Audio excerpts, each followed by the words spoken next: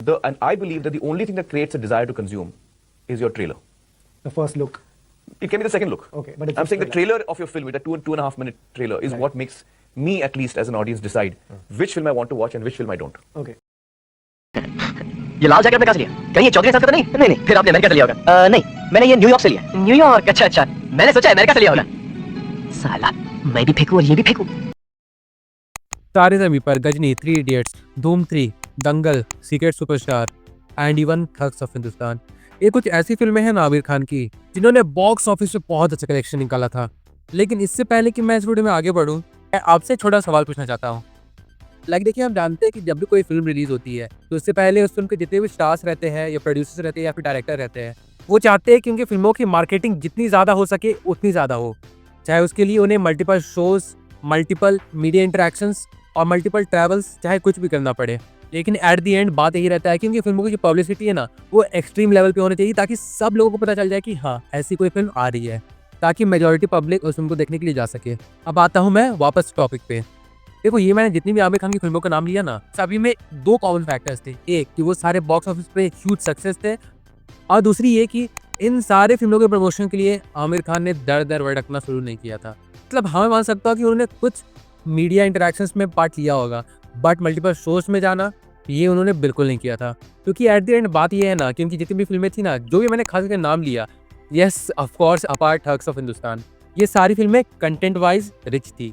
इस बात का पता था कि हाँ, ये फिल्में जब रिलीज होंगी ना तो पब्लिक के वर्ड ऑफ माउथ से, क्रिटिक्स से नहीं, पब्लिक के वर्ड ऑफ माउथ से ये फिल्म अच्छा कलेक्शन निकालेगी। और ऐसा हुआ भी, क्योंकि हमें अभी तक पता है कि चाहे गजनी हो, चाहे 3 इडियट्स हो, चाहे पीके हो, चाहे दंगल हो, या फिर चाहे सीक्रेट सुपरस्टार हो, इन सारी फिल्मों ने कितनी ज़्यादा कलेक्शन निकाली थी, और आज के टाइम पे भी ये सारी फिल्में कितनी स्ट्रॉन्ग वैल्यू होल्ड करती है। तो इतना बोलने के बाद हम आते हैं दूसरे खान्स की तरफ। एक है शाहरुख खान और दूसरे है सलमान खान। देखो, अगर देखा जाए ना तो फिल्मों को एक्सट्रीम लेवल पर जाकर प्रमोट करने का जो सिलसिला है ना, वो शाहरुख खान ने शुरू किया था। और ऐसे ही कई कारणों की वजह से ना बहुत सारे लोग, खास करके मीडिया के बहुत सारे लोग, शाहरुख खान को दी मार्केटिंग किंग के नाम से भी जानते हैं।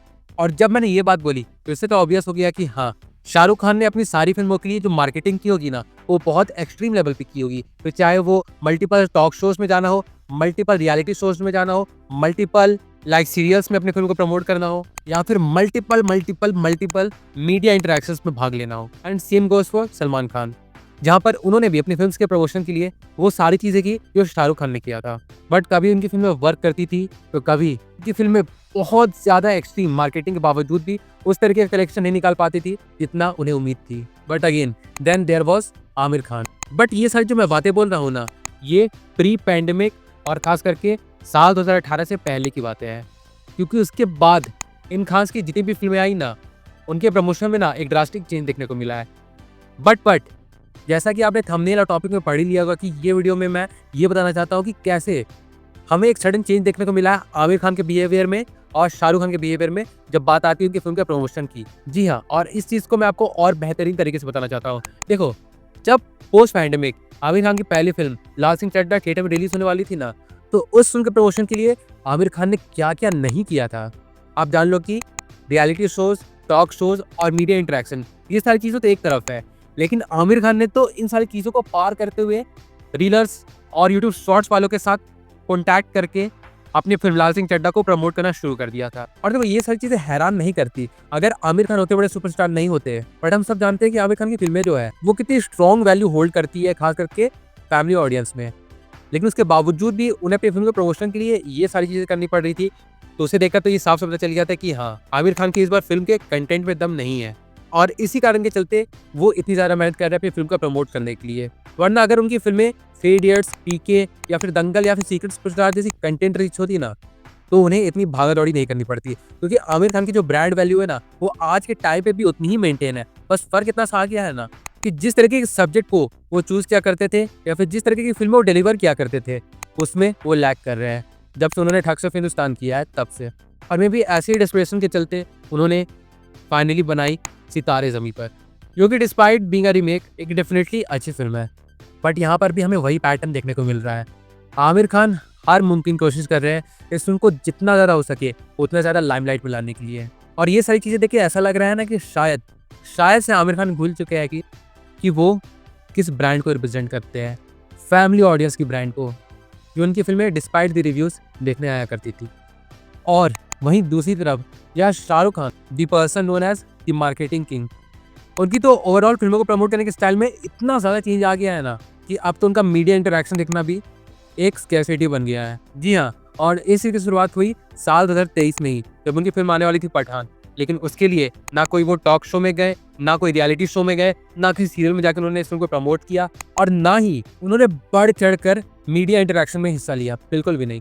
ज़्यादातर उन्होंने अपना समय कहाँ बिताया? ट्विटर, इंस्टाग्राम, इन सारी चीज़ों पे, सोशल मीडिया साइट्स पे, क्योंकि उन्हें भी पता था कि 4 सालों के बाद जब वो वापस आ रहे हैं तो पब्लिक तो उन्हें देखने के लिए आएगी ही आएगी। एंड सेम यही चीज़ हुई जवान के साथ। हाँ, मैं मानता हूँ कि दुबई में जाके उन्होंने अपनी फिल्म को प्रमोट किया और उन्होंने कम से कम यहाँ पे तो अच्छा खासा मीडिया इंटरेक्शन दिखाया था, लेकिन बात वही आती है वापस से कि जवान शाहरुख खान की दूसरी फिल्म थी साल 2023 में। इसका बजट 300 करोड़ का था, जहाँ पे रिस्क अगेन से बहुत हाई था। लेकिन इसके बावजूद भी उन्होंने क्या किया? उन्होंने किसी भी रीलर्स या यूट्यूब शॉर्ट्स वालों के साथ कंटेंट नहीं बनाया, ना उन्होंने किसी यूट्यूब कंटेंट क्रिएटर के साथ कनेक्ट किया, ना वो अगेंस्ट रियलिटी शो में गए, ना टॉक शो में गए, ऐसा कुछ भी नहीं किया। उन्होंने बस बढ़ चढ़कर अपनी फिल्म को ऑनलाइन जितना ज़्यादा हो सकता था उतना प्रमोट किया। Result again 1000 crore. और इसके बाद आई दिसंबर 2023 में शाहरुख खान की तीसरी फिल्म डंकी, एंड इसके साथ भी वही चीज़ हुई। ना कोई रियलिटी शो, ना कोई टॉक शो, ना कोई मीडिया इंटरेक्शन, कुछ भी नहीं। And even this film was a successful film at the box office. और देखो, मैं ये नहीं कह रहा हूँ कि पठान, जवान और ये डंकी जो थी ये कंटेंट वाइज बहुत ज़्यादा रिच थी। मतलब ये सारी फिल्में ऐसी कोई फिल्में नहीं थी जिसे इंडियन ऑडियंस में कभी देखा ना गया हो, लेकिन फिर भी उन्होंने इन सारी फिल्मों के लिए एक्सट्रीम प्रमोशन करना सही नहीं समझा। He rather kept his faith in public, and public ने भी अपने तरफ से पूरा सपोर्ट दिखाया। और यही वो ड्रास्टिक चेंज था जिसकी मैं बात कर रहा था। अब देखो, फिल्मों को प्रमोट करने के लिए अलग अलग इवेंट्स में हिस्सा लेना कोई गलत बात नहीं है, क्योंकि किसी को नहीं पता होता है कि उनकी फिल्म में किस तरीके से ऑडियंस रिसीव करेगी। इसलिए जितना ज़्यादा हो सके अपनी फिल्मों को प्रमोट करना चाहिए, उसमें कोई गलत राय नहीं है। जैसे रिसेंटली अभी टॉम क्रूज की film mission impossible the final रिकॉग्निंग जब थिएटर में आने वाली थी, तो उसके लिए उन्होंने कितना ज़्यादा प्रमोशन किया था, ये सब तो हमें पता ही है। तो क्या हो अगर इंडियन सुपरस्टार्स ऐसा करें? वो कोई गलत बात तो नहीं है, बिल्कुल सही। लेकिन जैसा मैंने बताया कि मेरा ये वीडियो बनाने का मतलब कुछ और ही था। मैं बस ये दिखाना चाहता था कि एक टाइम पे आमिर खान किस तरीके से अपनी फिल्मों पे भरोसा किया करते थे और किस तरीके से वो सिर्फ और सिर्फ अपनी फिल्मों पे ध्यान दिया करते थे। And there was Shahrukh Khan who was busy promoting his films to the extreme level. But आज के टाइम पे हमें ये दोनों चीज़ें एक्सचेंज में दिख रही है, where Aamir Khan is promoting his film aggressively while on the other hand Shahrukh Khan is just chilling on Twitter. चलो कोई नहीं, जो भी है सही है। जिन्हें जो मीन्स पसंद है उस तरीके से वो अपनी फिल्मों को प्रमोट करें, कोई दिक्कत नहीं है। एट दी एंड हमें तो बस चाहिए एक अच्छा फिल्म, एक अच्छा प्रोडक्ट। और इसी बात के साथ चलिए मैं इस वीडियो को यहीं पे एंड करता हूँ। वेल फिर भी चलिए, तो मेरा अपना एक पर्सनल ओपिनियन था इस टॉपिक को लेके। अगर इस बारे में आपका भी कुछ सोचना है या फिर आप भी कुछ बोलना चाहते हैं तो उसे कमेंट करके जोर से बताना।